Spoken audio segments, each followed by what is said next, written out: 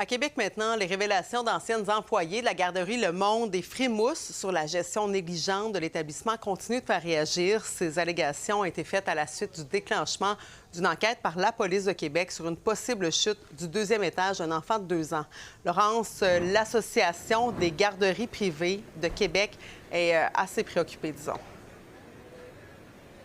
Oui, tout à fait. Dans notre reportage hier, des ex-employés de la garderie alléguaient notamment avoir été témoins de maltraitance d'enfants, que les ratios des groupes n'étaient pas respectés, que parfois les antécédents judiciaires des employés n'étaient pas vérifiés. Alors tout ça, effectivement, ça inquiète l'association.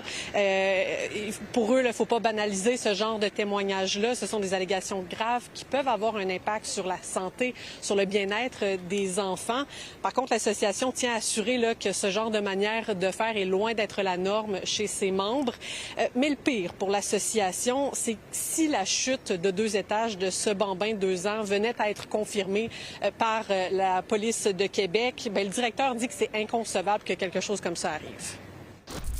C'est pas pardonnable, c'est plus que ça. J'ai jamais pensé que un événement comme ça peut arriver. Et de un, et de deux, qu'on peut banaliser l'événement. C'est très important. C'est que, écoute, un enfant qui chute au-delà de 10 pieds, là, c'est catastrophique. Il y a des gens qui doivent rendre compte, plus que rendre compte. C'est un événement. Écoute, on confie à un service de garde nos enfants. C'est la chose la plus précieuse de notre vie. Clairement, vraiment pas rassurant pour les parents. Laurence, est-ce qu'on en sait un petit peu plus sur l'enquête que mène la police de Québec?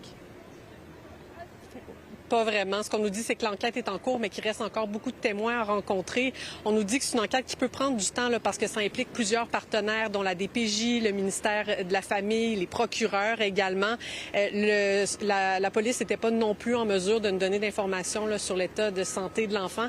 Et il y a le ministère de la Famille également qui a réagi en disant qu'il surveillait la situation de près et qu'il y a différentes inspections qui ont été faites au courant des derniers jours. Un dossier que tu suis pour nous. Merci, Laurence.